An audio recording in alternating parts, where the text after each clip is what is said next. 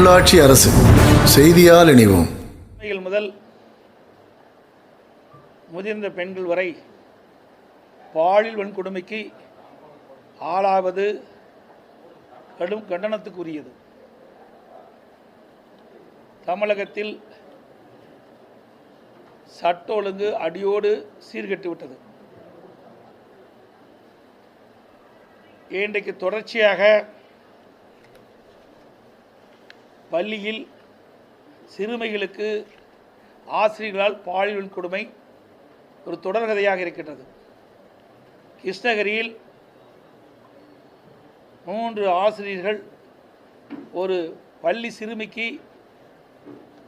பாலியல் தொந்தரவு கொடுத்துள்ளார். உண்மையிலேயே அதிர்ச்சிக்குள்ளாகி இருக்கின்றன. அதேபோல் கடலூர் மாவட்டம் நெல்லிக்குப்பம் அருகே பள்ளி விடுதியில் 9ஆம் வகுப்பு படிக்கின்ற மாணவி மர்மமான முறையிலே இறந்துள்ளார். அதோடு மணப்பாறை ஒரு பள்ளியிலே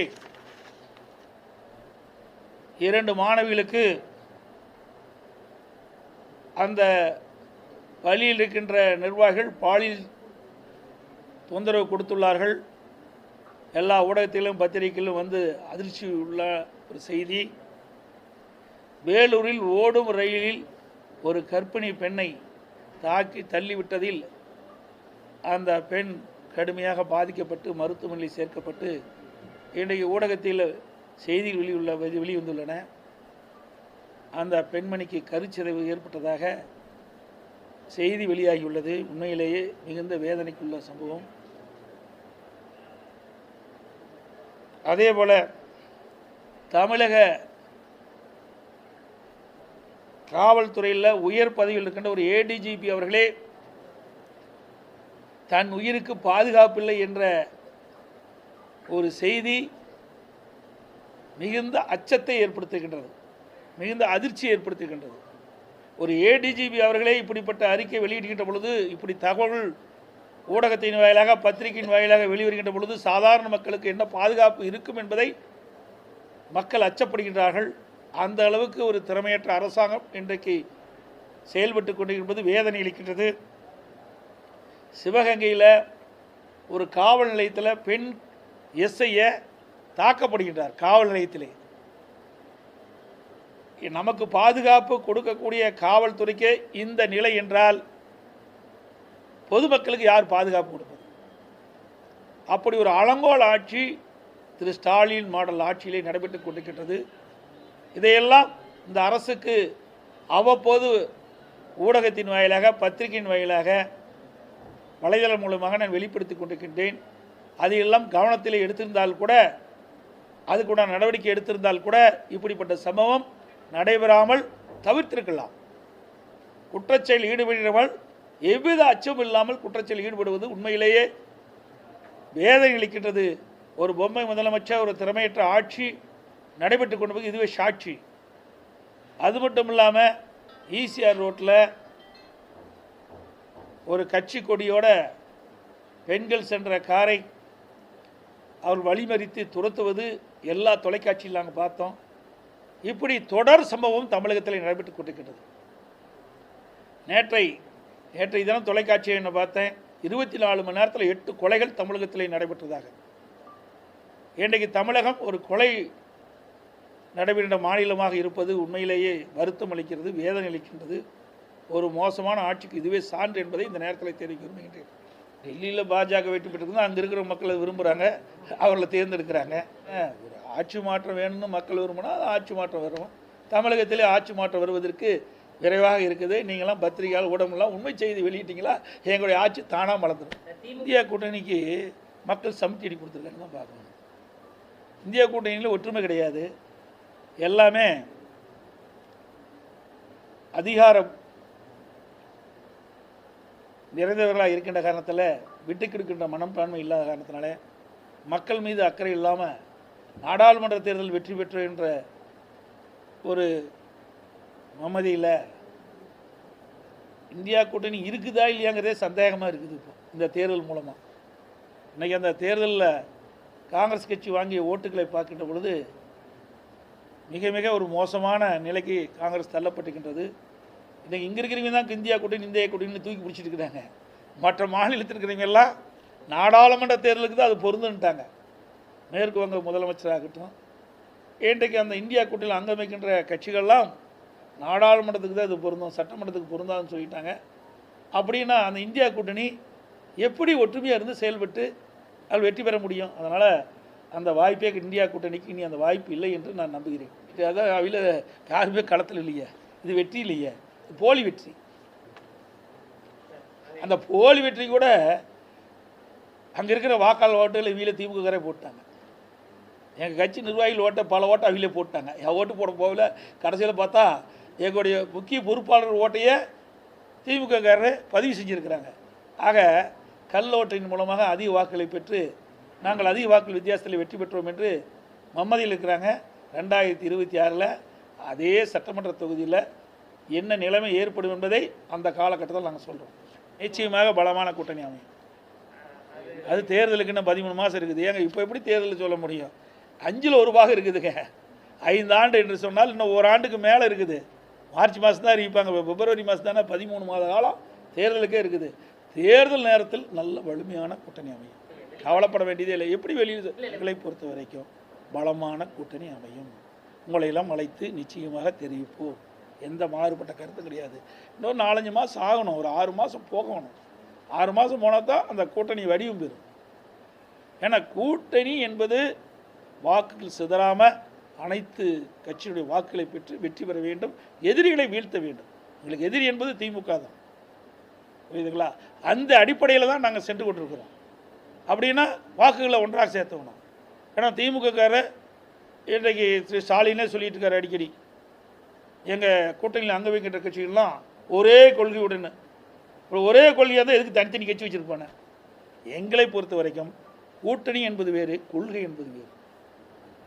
கூட்டணி என்பது தேர்தல் நேரத்தில் ஒன்றாக சேர்ந்து எதிரிகளை வீழ்த்துவதற்காக அமைக்கப்படுகின்ற கூட்டணி. தேர்தல் முடிந்த பிறகு அவரவர் கொள்கைப்படித்தான் அந்தந்த கட்சி நடத்துவாங்க. அப்படித்தான் நாங்கள் செயல்பட்டு இருக்கிறோம். அப்படித்தான் நாங்களும் கூட்டணி அமைக்கிறோம். தமிழ்நாட்டுக்கு அல்வா கொடுத்துட்ருக்காரு. போய் திருநெல்வேலி போய் அல்வா சாப்பிட்டா தமிழ்நாட்டு மக்களுக்கு அல்வா கொடுத்துட்டார்.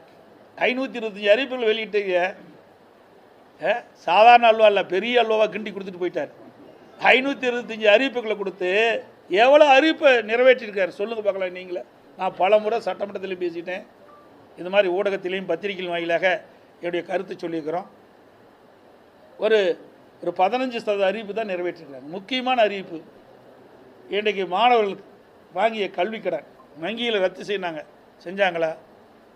இன்றைக்கு 100 நாள் வேலை திட்டத்தை 150 நாளாக உயர்த்தப்படும்னாங்க, உயர்த்தலை. அவருடைய சம்பளத்தை உயர்த்தப்படும்னாங்க, அதுவும் உயர்த்தலை. கேஸ் மானியம் 100 ரூபா கொடுக்குறாங்க, இது வரைக்கும் கொடுக்கல. ரேஷன் கடையில் சர்க்கரை 1 கிலோ 2 கிலோ ஆக்குனாங்க, அதுவும் கொடுக்கல. கரும்புக்கு ஒரு மெட்ரிக் டன் கரும்புக்கு 4000 ரூபா கொடுக்குறாங்க விவசாயிகளுக்கு. குறைந்தபட்ச ஆதார விலை 4000 ரூபா கொடுக்குறாங்க, கொடுக்கல. நெல்லுக்கு ஒரு குவிண்டாலுக்கு ஆதார விலை 2500 ரூபா கொடுக்குறாங்க, கொடுக்கல. இப்படி பல திட்டங்கள் இந்த ஆட்சியில் நிறைவேற்றப்படவே இல்லை. நிறைய இருக்குது இது மாதிரி, எதுவுமே நிறைவேற்றலை. எல்லாம் போலி அறிவிப்பு. ஏன்னா கோட் ஷூட் போட்டுக்கிறாரு, ஃபோட்டோ ஷூட் கொடுக்குறாரு. நீங்களும் அழகாக உங்களுக்கு ஊடகத்திலையும் பத்திரிகை வெளிப்படுத்துறீங்க. இதுதான் காலம் ஓடிட்டு இருக்குது. நான் ஏற்கனவே சட்டமன்றத்தில் தெளிவாக பேசினேன், இங்கேயும் நான் உங்களுக்கு முன்னால் தெளிவாக பேட்டி கொடுத்தேன். திராவிட முன்னேற்ற கழக ஆட்சிக்கு வந்தவுடன் கடன் கட்டுப்படுத்தப்படும், கடன் படிப்படியாக குறைக்கப்படும், அதற்கு நிதி மேலாண்மை குழு அமைக்கப்படும், அதில் நிபுணர்கள்லாம் அடங்குவார்கள். குழு அமைச்சிங்க, நிபுணர்கள் இடம்பெற செஞ்சுங்க. அப்புறம் எதுக்கு 3,53,000 கோடி கடன் வாங்கினீங்க? இன்றைக்கு 2020-21 அனைத்து இந்திய அண்ணா திராவிட முன்னேற்ற கழக ஆட்சி இருக்கும்போது வந்த வருவாயை விட திமுக ஆட்சியில் 2024-25 1,10,000 கோடி கூடுதலாக வருமானம் வருது.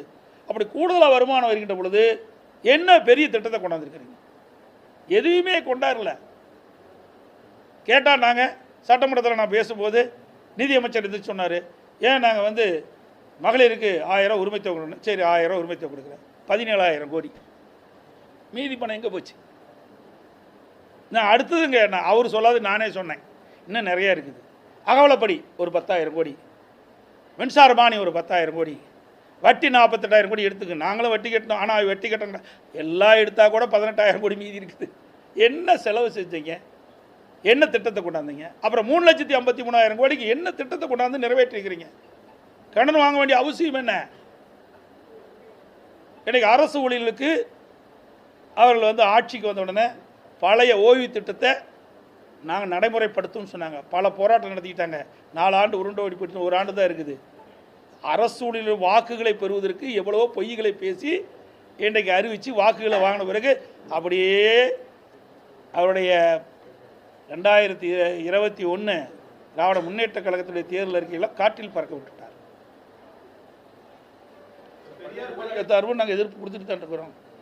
அங்கே இருக்கிற மக்களுடைய உணர்வுகளை புரிந்து மக்களை கலந்து ஆலோசித்து அந்தந்த ஊராட்சியில் உள்ள மக்களை கலந்து ஆலோசித்து அந்த மாநகராட்சியோடு இல்லை நகராட்சியோடு பேர் வச்சு இணைக்க வேண்டும். அதுதான் முறை. பெரிய கல்விக் கொள்கை மத்திய அரசு கொண்டாந்தாலும் கல்வியாளர்களை கலந்து ஆலோசித்து இதை அறிவித்தால் அனைவரும் ஏற்றுக்கொள்ளக்கூடியதாக இருக்கணும். ஏன்னா மத்திய அரசு ஒரு மாதிரி இருக்குது, மாநில அரசு ஒரு மாதிரி இருக்குது. ஆக மாநில அரசு மத்திய அரசோடு இணைஞ்சு போகிறதில்ல, மத்திய அரசு மாநில அரசோடு இணைஞ்சு போகிறதில்ல. அதனால தான் இப்படிப்பட்ட பிரச்சனை வருது. ஆகவே இன்றைக்கு மத்திய அரசாகட்டும் மாநில அரசாகட்டும் கல்வியாளர்களை கலந்து ஆலோசித்து ஒரு முடிவு எடுத்தால் அனைவருக்கும் உபயோகமாக இருக்கும். ஏன்னா கல்வி என்பது மிக மிக முக்கியமானது. அதில் ஏற்றத்தாழ்வு இருக்கக்கூடாது, யாரும் பாதிப்பு விடக்கூடாது. எது சிறந்தது என்பதை கல்வியாளர் வைத்து தான் முடிவு செய்யணும். அதுதான் எங்களுடைய கருத்து. நான் இது பற்றி தெளிவாக அறிக்கை விட்டுட்டேன். அந்த நான் சட்டமன்றத்திலையும் அது குறித்து பேசிட்டோம், எல்லாமே தெரிவிச்சிட்டோம். அதுதான் நாங்கள் எல்லாமே எங்களுடைய கருத்துக்களை ஆழமாக தெரிவித்து விட்டோம். அதனுடைய எதிர்ப்பும் தெரிவிச்சிட்டோம், அறிக்கையின் வாயிலாக தெரிவிச்சிட்டோம், சட்டமன்றத்தில் இது குறித்து தெளிவாக பேசிட்டோம். அரசுடைய கவனத்துக்கு தான் நீங்கள் இத்தனை தடவை மந்திரி வந்துட்டு இருக்காங்க, இத்தனை தடவை நீங்கள் பார்க்குறீங்க. இந்த கேள்வி அவர்கிட்ட கேளுங்க, என்கிட்ட கேட்ட கேள்வி அவர்கிட்ட கேளுங்க. அவைதான் அரசாங்கம் இருக்குது, நாங்கள் எதிர்க்கட்சியாக தான் இருக்கிறோம். நீங்கள் சொன்ன கேள்வியை நாங்கள் சட்டமன்றத்தில் நாங்கள் கேட்போம். அதிமுக ஆட்சியில் இருக்கும்போது எந்தெந்த இடத்துல போக்குவரத்து நெரிசல் இருக்குதோ அங்கெல்லாம் மேம்பாலம் கட்டணும்.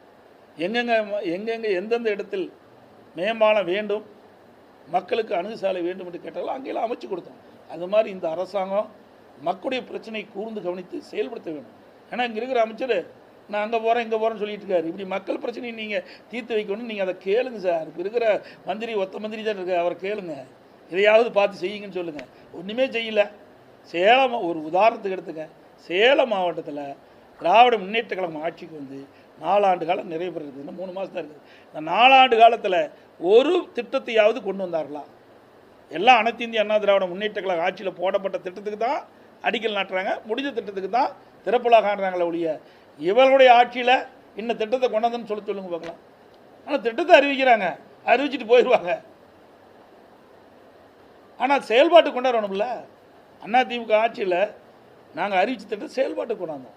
ஏற்கனவே திமுக ஆட்சியில் அறிவித்த திட்டத்தை நாங்கள் செயல்படுத்தினோம், எதையுமே நிறுத்தலை. அது இந்த ஆட்சி அந்த ஆட்சின்னு பார்க்கல. மக்களுக்கு நன்மை பயக்கக்கூடிய எந்த திட்டமாக இருந்தாலும் அது எந்த ஆட்சி இருந்து மாற்றம் ஏற்பட்டாலும் அந்த திட்டத்தை முழுமையாக நாங்கள் செயல்படுத்தி கொண்டு தான் இருக்கிறோம். மக்களுக்கு பயனுள்ள திட்டமாக இருந்தால் மொத்தமாக நிறைய துறைகளில் சுமார் 5 லட்சம் பணியிடங்கள் காலியாக இருப்பதா அரசூழியில் சொல்கிறாங்க. இந்த பத்திரிகையிலும் ஊடகத்திலும் செய்தி வந்துட்டு இருக்குது. இந்த ஆட்சி ஏற்பட்ட பிறகு இன்றைக்கு தமிழகத்தில் அரசு சார்ந்த துறைகளில் சுமார் 5 லட்சம் பணியிடங்கள் காலியாக இருக்குது. அதனால தான் இந்த வேலையெல்லாம் தேக்கம் அடைகிறது. அதையெல்லாம் இந்த அரசு கவனிக்கலை. ஏன்னா தேர்தல் அறிக்கையில் சொல்லியிருக்கிறாங்க, அதையும் சொல்லியிருக்கிறாங்க. திராவிட முன்னேற்ற கழகம் ஆட்சிக்கு ஏற்பட்டால் அரசு காலியில் பணிகள் அனைத்து நிரப்பப்படும். அது நிறுத்தல. எங்களுக்கு மட்டும் நிதி சும்மா அள்ளியே கொடுத்தாங்க. என்ன பாரு, எங்களுக்கு மட்டும் எதை கொடுத்தாங்க? கொடுக்க வேண்டியதான் கொடுத்தாங்க, வேறு எதுவும் கொடுக்கல. அனைத்து இந்திய அண்ணா திராவிட முன்னேற்ற கழக அரசு இருக்கின்ற பொழுது முறையாக மாநில அரசுக்கு என்ன கிடைக்குமோ அதுதான் கிடைச்சிட்டு இருந்தது. புதுசாலாம் எந்த ஒரு சிறப்பு நிதியும் கொடுக்கல. உங்களுக்கு தெரியாது ஒன்றும் கிடையாது. எந்த சிறப்பு நிதியாவது எங்களுக்கு கொடுத்தாங்களா? எதுவுமே கொடுக்கலையே. நீங்கள் நாடாளுமன்ற உறுப்பினர் எதுக்கு இருக்கிறாங்க? எப்போ பார்த்தாலும் 40க்கு 40 நாங்களே என்ன? அப்போ 40க்கு 40 வாங்கி என்ன பண்ண போகிறீங்க? சட்டமன்றத்தில் பெஞ்சை தேய்ச்சிட்டு இருக்கிறீங்களா? நாடாளுமன்றத்தில் நிதி கேட்க வேண்டிய இடம் நாடாளுமன்றம். இங்கே பேசி பிரயோஜனம் இல்லை. இன்றைக்கு நம் 39 நாடாளுமன்ற திமுக கூட்டணி இருக்கின்றார்கள். தங்களுக்கு எந்த துறையில் எவ்வளோ பாக்கி இருக்குதோ அதையெல்லாம் நாடாளுமன்றத்தில் பேசி நம்ம அரசுக்கு மத்திய அரசுக்கு அழுத்தம் கொடுத்து அங்கிருந்து நிதி பெற வேணும். அதுக்கு தானே நாடாளுமன்ற ஜெயிச்சு போகிறீங்க. அப்புறம் எங்களுக்கு நிதி கொடுக்கலீங்களா, அப்புறம் உங்களை வெற்றி பெற்று என்ன பிரயோஜனம்? எந்த இடத்துல அழுத்தம் கொடுக்கணுமோ அந்த இடத்துல அழுத்தம் கொடுக்கணும். அதுக்கு தாங்க நாடாளுமன்றம் தனி, சட்டமன்றம் தனி. இது மத்திய அரசு கொடுக்கின்ற நிதி மாநில அரசுக்கு வரவில்லை என்றால் எங்கே நாடாளுமன்றத்தில் அழுத்தம் கொடுக்கணும். செஞ்சால் போதுமா? நாங்களும் இருந்தோம்ல, ஊடக நம்பரில் 10 நிமிடம் வந்தால் தெரியும். நான் கூட்டணி இருந்தோம். உச்சநீதிமன்றம் காவிரி நதிநீர் பிரச்சனைக்கு ஒரு தீர்ப்பு கொடுத்துட்டு அந்த தீர்ப்பை மத்திய அரசு நடைமுறைப்படுத்த காலதாமதம் செஞ்சது. உடனடியாக அனைத்து இந்திய அண்ணா திராவிட முன்னேற்ற கழக நாடாளுமன்ற 37 பேர் தொடர்ந்து நாடாளுமன்றத்தில் குரல் கொடுத்து 22 நாட்கள் அவையை ஒத்தி வச்சாங்க. அப்படி ஒத்தி வச்ச காரணத்தினால தான், அப்படி அழுத்தம் கொடுத்த காரணத்தினால தான் உச்சநீதிமன்ற தீர்ப்பின் அதை நடைமுறை மத்திய அரசு பண்ணுது. அது மாதிரி நீங்கள் செய்யுங்க, அப்போ தாங்க நமக்கு நிதி கிடைக்கும். அதாவது கிராமத்தில் சொல்லுவாங்க, பாம்பும் சாகக்கூடாது, தடி ஓடிக்கூடாது. அது மாதிரி மத்திய அரசும் பகிச்சக்கூடாது, நிதியும் கிடைக்கணும். அது எப்படி முடியும்? இதையெல்லாம் ஒரு சென்சிட்டிவான பிரச்சனை.